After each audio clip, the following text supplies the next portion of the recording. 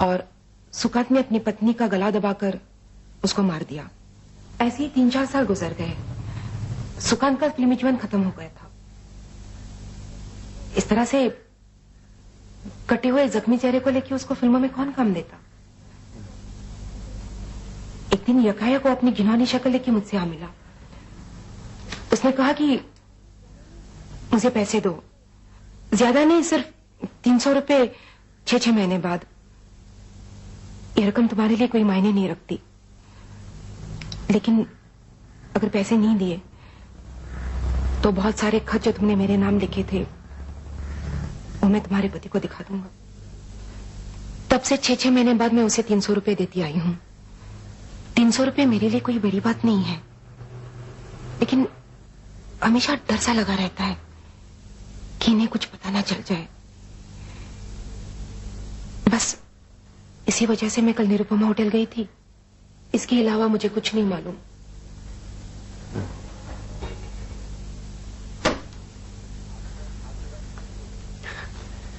आपकी बातों से हमें बहुत कुछ पता चला, धन्यवाद। अब आपको एक खुशखबरी दे देता हूं। कल रात 9:15 और 11 के बीच में सुकांत सोम उर्फ राजकुमार बासु का खून हो गया। अब आपको 6 महीने बाद रुपए नहीं देने पड़ेंगे। आप बैठिए, कम से कम आपको चाय तो पिला दो। नहीं नहीं, थैंक यू। चलो चाय पी ही लेते हैं, काफी वक्त हो गया। श्रीमती जी की आत्म कथा तो सुनी, लेकिन खूनी कौन है इसका कुछ पता चला? कुछ पता नहीं चला, ये तो कहा नहीं जा सकता। आज जितने बयान लिए हैं काफी क्लूज मिले। लतिका चौधरी के बयान के मुताबिक सुकांत सोम के बारे में तो जरूर पढ़ना होगा। 10-12 साल पुरानी बात है। मैं आज ही सेंट्रल लाइब्रेरी जाता हूं। आज का दिन तो गया समझो। आप ऐसा कीजिए, आज की जो रिपोर्ट है इंस्पेक्टर सरकार को दे दीजिए। मैं कल सवेरे पुलिस स्टेशन आता हूं।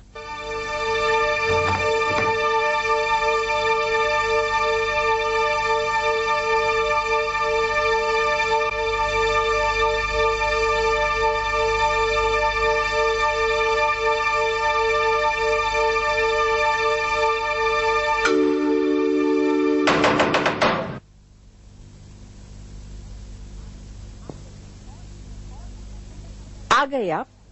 और कितने दिन तक हमें अटका के रखेंगे आप लोग? मेरे जैसी एक डॉक्टर को इस समय यहाँ अटका के रखना कानून के खिलाफ है, ये भी मालूम है आपको? अगर आपको मेरे खिलाफ कोई शिकायत है तो आप अदालत में जाइए। हमें आपसे 2-4 सवाल जरूरी और पूछने हैं। आपके ये 2-4 सवाल कब खत्म होंगे?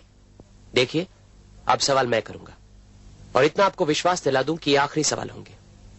आप कौन हैं? आप हैं व्योमकेश बख्शी। इनका नाम आपने जरूर सुना होगा। आइए आइए। डॉक्टर शोभना, आपको एक कहानी सुनाना चाहता हूं। ये क्या मजाक है? मजाक नहीं, आप बैठिए। बैठिए तो सही, बैठिए। ठीक है, जो भी कहना है जल्दी कह डालिए। मैं आज ही बहरामपुर जाऊंगी। ये तो बाद की बात है। ये कहानी मैंने अखबार में पढ़ी। आपको सिर्फ संक्षेप में बताता हूं। सुकांत सोम नाम के एक फिल्म अभिनेता थे। लगता है पहचानती। आपकी एकमात्र पुत्री शर्मिला का पति। सुकांत ने फिल्मों में काफी नाम कमाया था। आप तब वर्तमान में डॉक्टरी कर रही थी। सुकांत का भी वहां काफी आना जाना था, और था तो वो वहीं का लड़का। आते जाते आपकी बेटी से उसकी जान पहचान हुई, प्रेम हुआ। आप सुकांत के खिलाफ थी, इसीलिए वो आपकी लड़की को भगा कर ले गया। और आपकी लड़की शर्मिला भी फिल्मों में हीरोइन बनना चाहती थी। कुछ दिन दोनों एक दूसरे के साथ रहे। रहते रहते दोनों को एक दूसरे के मिजाज के बारे में पता चला। दोनों बड़े गुस्सीले थे, अक्सर झगड़ते थे। लेकिन इस झगड़े की 2 वजह थी। एक ये कि सुकांत कभी भी शर्मिला को हीरोइन बनाने में खास दिलचस्पी नहीं लेता था, और दूसरी ये कि वो दुष्चरित्र था, आए दिन लड़कियों के चक्कर में रहता था। एक दिन बात इतनी बढ़ गई कि आपकी बेटी शर्मिला ने छुरा लेकर उसके चेहरे को चीर डाला। अपनी जान बचाने के लिए उसने उसका गला दबाया और उसे मार डाला। खुद तो घायल हो गया, इसलिए 3 महीने उसे अस्पताल में भी बिताने पड़े। बात अदालत में पहुंची। जज साहब तो उसका चेहरा देखकर खुद ही सहम गए। आपने उसके खिलाफ अदालत में गवाही दी। लेकिन वो बच गया। उसके हाथ में कोई औजार नहीं था। औजार तो आपकी बेटी शर्मिला के हाथ में था। बस आत्मरक्षा की दुहाई देकर सुकांत बच निकला। सब गलत। उसने पहले गला घोंटकर मेरी बेटी को मारा था, बाद में अपने आप अपनी शक्ल को बिगाड़ा था। डॉक्टर शोभना, ये बात यकीन करने लायक नहीं है। वो तो फिल्मों का हीरो था, अपनी शक्ल खराब करके अपना भविष्य क्यों बिगाड़ता? खैर, जेल से तो छुटकारा पा गया वो। शक्ल उसकी बदसूरत थी। बस इस हीरो की फिल्मी दुनिया यहीं पे खत्म हो गई। फिर वो कलकत्ता छोड़कर पटना आया और ब्लैकमेल का धंधा उसने शुरू किया। काफी केस मिले उसे, कलकत्ता, कटक, गया, लेकिन उसने किसी से कोई ज्यादती नहीं की। 6-6 महीने बाद अपनी रकम वसूल करता था। अक्सर कलकत्ता आता था। जब कभी यहां आता, इसी होटल में ठहरता था। और आप भी जब कभी यहां आती, यहीं ठहरती। अब ये तो संयोग की बात है कि एक दिन आपने उसे यकायक यहीं पर देख लिया। शायद उसने आपको देखा नहीं। अगर देखता तो होशियार हो जाता। आपके मन में बदले लेने की इच्छा 10 साल से राख बनकर दबी हुई थी। बस सुकांत को देखते ही बदले की आग धधक उठी। जिसने आपकी लड़की को मारा था, उसे आप कैसे छोड़ती?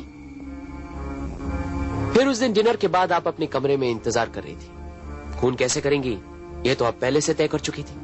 बस मौके का इंतजार था। करीब 9:15 बजे से सुकांत के कमरे में लोग आ जा रहे थे। करीब 10 बजे यह सिलसिला खत्म। हथियार लेकर आप अपने कमरे से बाहर निकले। सारे कमरों के दरवाजे बंद थे। जो नौकर सीढ़ी के सामने सोता था, वो भी नहीं था।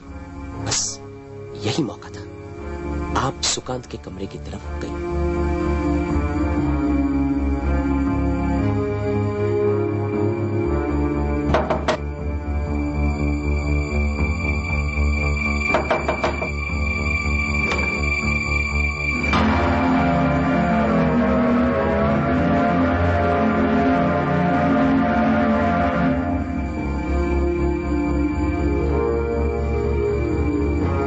आपके साथ राजकुमार बासु का कोई संबंध था, यह बात तो कोई नहीं जानता था। इसलिए कोई आप पर शक भी नहीं करता।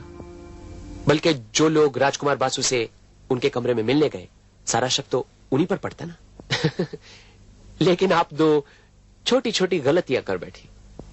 एक तो यह कि उस दिन जब इंस्पेक्टर साहब आपसे जिरह कर रहे थे, आपने बताया कि राजकुमार बासु को आपने कभी देखा नहीं था। जी नहीं, पहले कभी नहीं देखा। वो चेहरा देखती तो जरूर याद रहता। लेकिन राजकुमार बासु का चेहरा देखने लायक नहीं है, यह आपको कैसे पता चला? दूसरी गलती, जब आपसे पूछा गया कि क्या आप 103 नंबर वाले को पहचानती हैं, तो आपने कहा कि देखा तो था, लेकिन कोई जान पहचान नहीं। अगर आपने 103 नंबर वाले को देखा होता, तो ये जाहिर है कि 102 नंबर वाले को भी देखा होता। लेकिन ये बात आप छुपा गई। लेकिन ये दो बातें मेरे मन में घर कर गई। और जब 10 साल पुराने अखबार में सुकांत सोम के केस की कार्रवाई के बारे में पढ़ा, तो मुझे पता चला कि सुकांत सोम की बीवी शर्मिला आप ही की बेटी है। तब मेरा शक पक्का हो गया। सब गलत है। सुकांत ने मेरी बेटी का खून किया था, लेकिन मैंने सुकांत का खून नहीं किया। और करूंगी भी कैसे? मेरे पास क्या कोई छुरा छुरी है? जी हाँ है। देखिए उस बैग में, देखिए। नहीं है, नहीं है। देख लीजिए आप, देख लीजिए, देख लीजिए।